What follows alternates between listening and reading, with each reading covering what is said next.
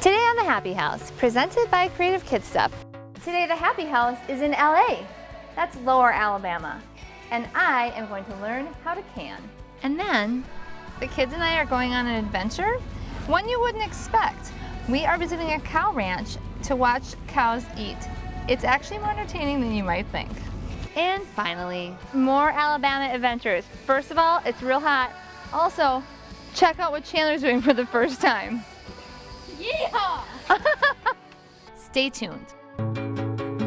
Hi, I'm Happi. I learned early on things are much easier with a little help. I also have a few tricks of my own to share. It's go time, people. Welcome to the Happi House, presented by Creative Kid Stuff.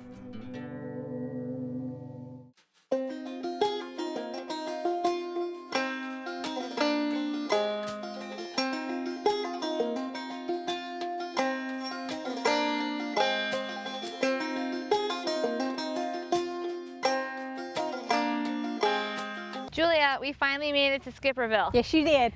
We met you 2 years ago, and you told us about this amazing place. Did you think we'd ever actually come here? Actually, no. I thought you were kidding, and that's when I said, nah, you're not going to come. And then all of a sudden I get this email, and voila, here y'all are. Welcome to Skipperville, Alabama. Welcome to Skipperville.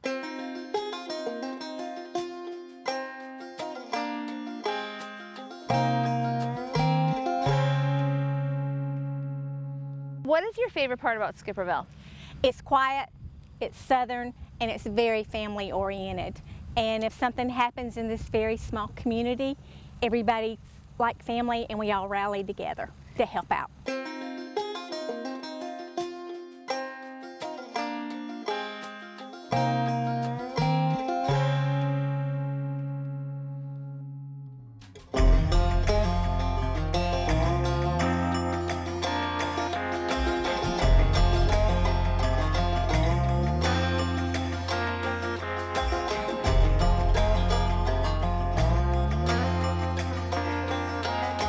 I've always wanted to learn how to can, but it seems very overwhelming to me.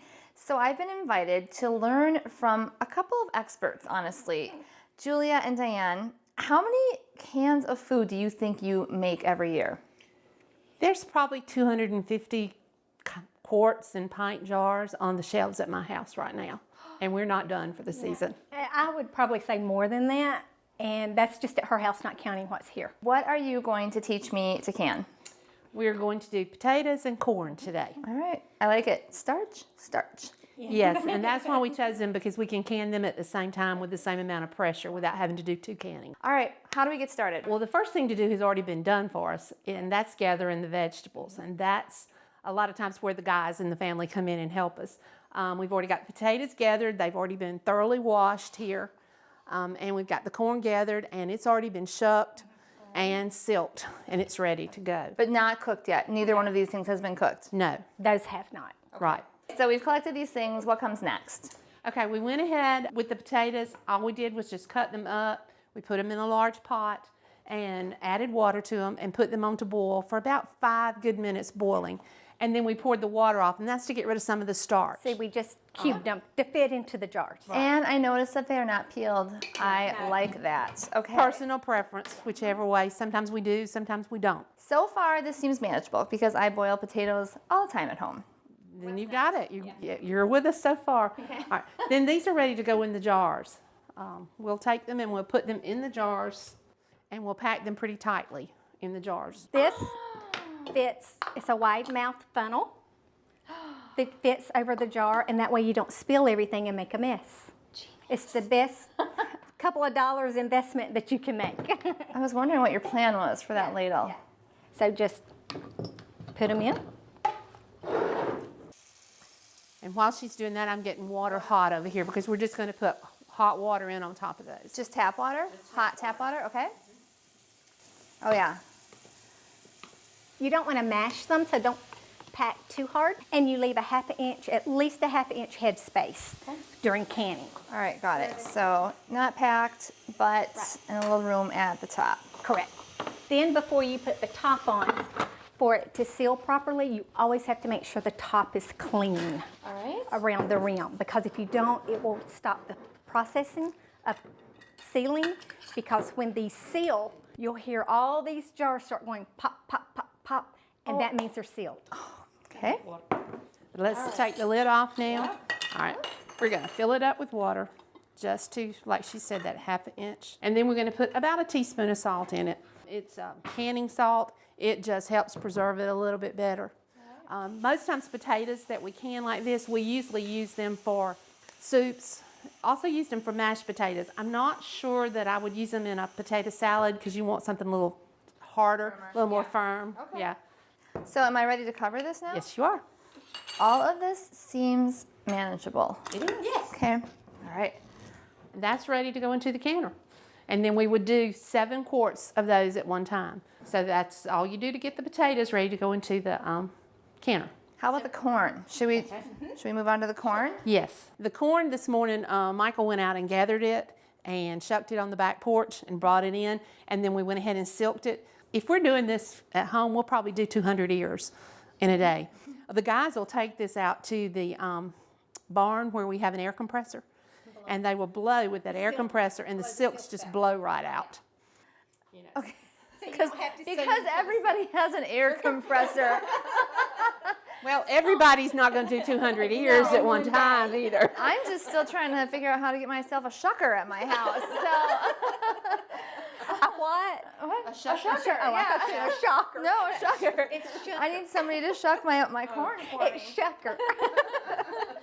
Okay, so now what? You take the ear of corn, and you just take the knife and slice it. Yeah.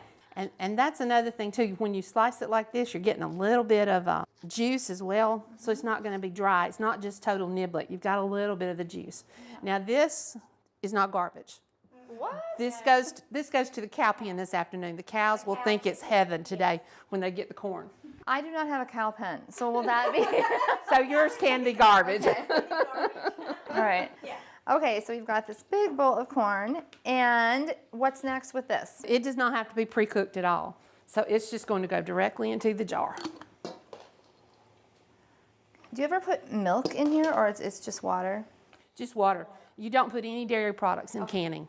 If you're going to keep anything very long at all, you do not want dairy products in it. See, she had too much in there. Yep, so there, we got the little space at the top, same drill. Okay, then we're going to fill it with just warm tap water. Once again, about a teaspoon of salt. It's Wipe it about around the jar. this, about that. The only time we measure is when we're baking. Yes, this is why I'm not a good baker, because I never measure when I bake. And the lid's on and tightened, and that's ready for the canner as well. All right, so we've got some potatoes and some corn. All right, so we're going to put those jars in here.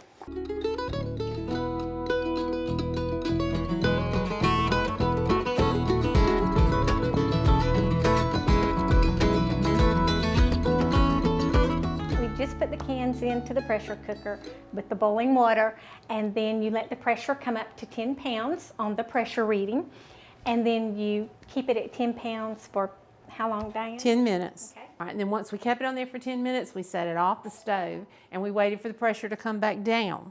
You don't want to take the top off until that pressure is reading 0 again. Okay, when we were at the stove though, one thing you did is you had to babysit this. You had to reduce Yes. the temperature because Yes. otherwise if you keep the heat up, it's gonna blow me. Right. Yes, it's going to go past 10 pounds, and you don't want it to go, for this area, you don't want it to go over 10 pounds. Okay, That's the one part of canning that you cannot walk away from and wait. okay, so now we brought it over here, pressure's at 0. What comes next? All right, we're going to take our pressure valve here off, and we're going to double check that there's nothing coming out of it. If there was still steam, we'd wait a little while longer. There's no steam, and our safety valve is popped back down, so we're ready to open it. When I open this, just for safety's sake, you always open it away from you. Okay. Oh, So for safety's sake, when I undo this and I open it back, the steam is going to go in front of us that way. But if there were a problem, it's nothing's going to come towards me. oh yeah, there's a little bit of hot water there. Okay, so there's that. You can hear the jars still cooking down in there. It was a whistle. Yeah. Okay, now we're going to take our jars out of here, and we're going to put them somewhere where the cold air can't hit them. No air conditioning on them. And we're going to cover them up and leave them In about 30 minutes, you'll start hearing the lids pop. That means they're sealed. Okay. We decided last week we were thankful that we weren't the Amish women that have to do this over the wooden stove. No. In the summer. So you've got a can of potatoes and a can of corn there. They don't need to be moved for a couple of days. They needed to sit and rest because they will unseal themselves if you jar them too much until they've had a couple of days. So we'll set them over there and they'll sit there probably till the weekend before they go into the pantry. Thank you guys so much. This was lots of fun, and I feel like I could maybe tackle it myself. I think you can. To learn more about this segment and other fun projects we do, visit thehappyhouse.com. Now that I'm an expert canner, this is going to be no problem. Up next on the Happi House, Happy Lives. Up next on the Happi House, the kids and I are visiting a cow ranch. I never knew how much fun watching cows eat could be.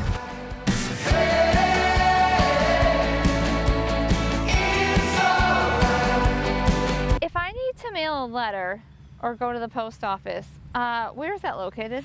About a half a mile up the road at the little country store with the post office. It's in the store? Well, it was for years and years, and then they finally built a new little building, and the post office moved out of the little country store. So the post office has its own building yes, now? now. Okay. Yes. But the sign of the original post office is still up. It says U.S. Post Office and Watson's Grocery.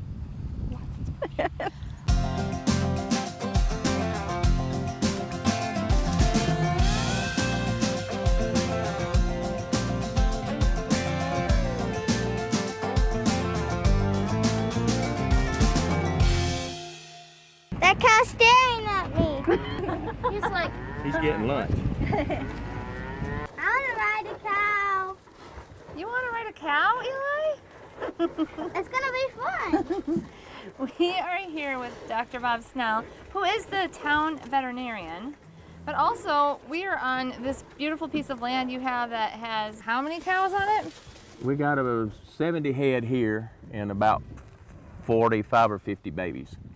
So I saw something pretty amazing earlier. We pulled up with this truck and I did not know what was going to happen, but you basically started pouring feed out of this trailer and the cows came running. Oh yeah, they love to eat and they love to eat corn. So we feed them a little corn. It keeps them tame and helps them give more milk and stay in better shape. They're getting a little rambunctious over here, some of them. Yeah. That guy just got shoved out. They'll start fighting over what's left in a minute. Why do they have that saggy part on their chest? That's for just extra skin so they can stay cool. It helps them to stay cool in the summertime because it gets really hot down here. About 100 degrees in the summertime, and it's hot and humid, and it just helps them cool off. Uh-oh. These cows actually came from Iowa, and it took them about a year to get used to the heat in South Alabama because when they left home in Iowa, there was snow on the ground. When they got here, there was not. So. Did they all come at once? Yes. Wow. Do they eat all day long? And how many times a week or day do you feed them corn? I feed them corn about twice a week and sometimes more in the wintertime. And they do pretty much eat most of the day. They eat or either lay in the shade, chew their cud. Eat or either lay in the shade. That sounds like a good life, huh? Sounds like a boy. Why do they have tags on their ears? The tags are so that each one of them has a specific number, so that if somebody sees something wrong with one, they can tell you that it's number 40 or number 12 or whatever, and you can come and find her. And also you can, for a while we recorded all of them's calves. When they'd have a calf, we'd put their mother's number in the calf so that we can match the calf up with the cow. The red cows are all sisters. The black cows are all daughters of these cows. Wow. And they came from Iowa with them. There's 3 bulls in here and they're all brothers. Okay, so you have these cows, but also you've got a clinic, a veterinary clinic. What kinds of animals do you treat there? Mostly farm animals or any kind of animal? We see any kind. It's a mixed practice that's been there in the same town for 75 years almost. And we see dogs, cats, cows, horses, pigs, goats, and some other things, whatever. Do people bring their horses to you or do you go to the horses? Both. We do some of both. What's most of the time like wrong with the animals here? Is it like, do they most of the time, are they sick, or is like, do they have like injuries or something? Like, what do you find the most? They're sick, a lot of them, and then a lot of our practice is, you know, preventative care like vaccinations and health checkups and puppies and kittens and, you know, old dogs, just everything, some of everything. I saw that bull go right behind you and it made me like a little nervous, I'm not gonna lie. The Right over 500? there. He's Yeah. okay. He's okay. Yeah, he's all right. I like where I'm sitting for this little adventure. All right, well this has been fun. Can you guys say thank you? Thank you. You're welcome. I'm glad you came. It was more excitement than I bargained for, all the cows.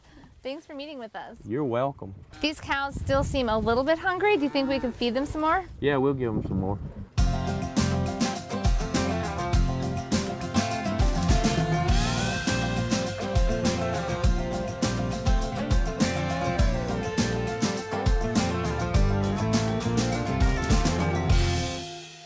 Up next on the Happi House, more Alabama adventures. Check out what Chandler's doing.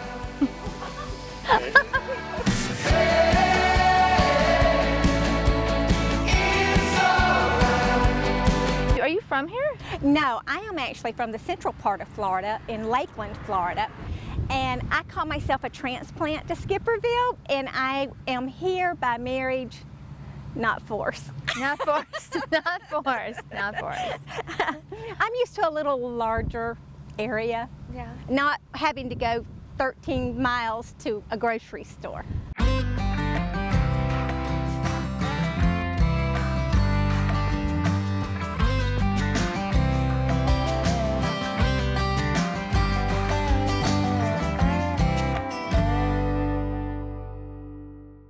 You guys forgot Happy there? Hi. No, I'm kidding. Apparently there was no room on the tractor for me. Oh!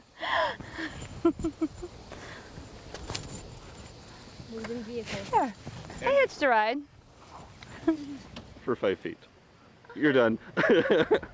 You know what? When you're old, it's fine. You'll take what you can get. You'll take what you can get. Picking on you? Yeah. Well, I hitched a ride. He's like, for 5 feet. I'm like, you'll take what you can get when you're over 40. Like the old saying is, never miss a chance to sit down.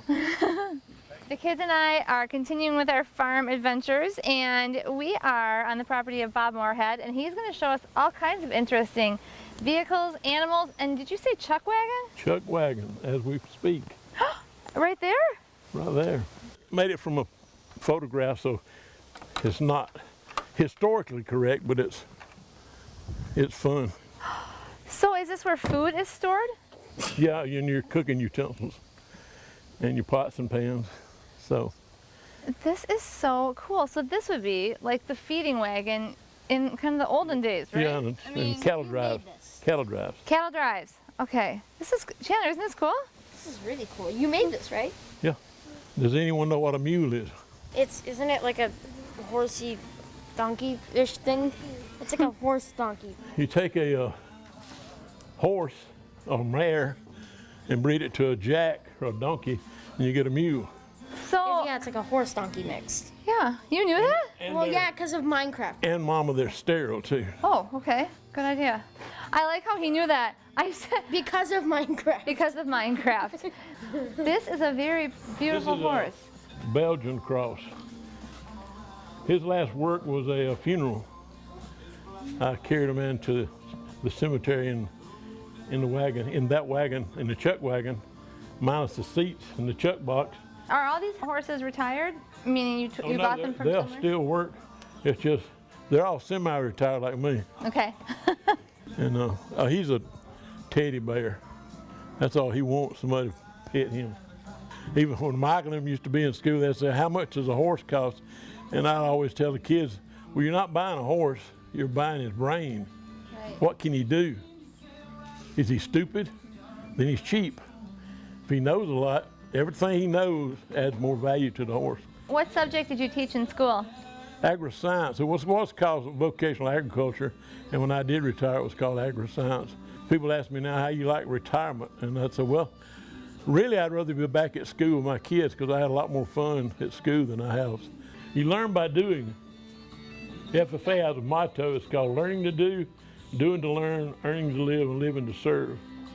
So when you're in school, you're learning to do. Then when you get out of school, you're doing to learn, and then you're earning a living, and then you're living to serve your community. So that's, we used to preach that quite a bit. Some horses don't like to take one, so you put honey on the bit. So when they take, Rode on a horse before, probably about twice. well, now you're fitting to ride a mule if she don't buck you off. Right. Okay, again with that. How on earth do I even get on that? You're gonna get on. You want to ride? Yeah. Cowboy? So tall. It's maybe a stool, maybe something, I don't know. These cowboy boots. Yeah. Education. Mm-hmm. You better pull them bridges up, Ville. Yeah. Oh dear. Oh gosh.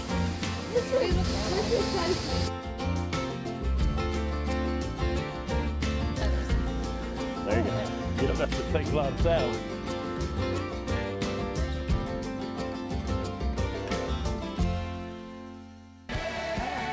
Y'all need to, is he videoing? Oh yeah. Well, you need to open up this show with him riding. Yeah.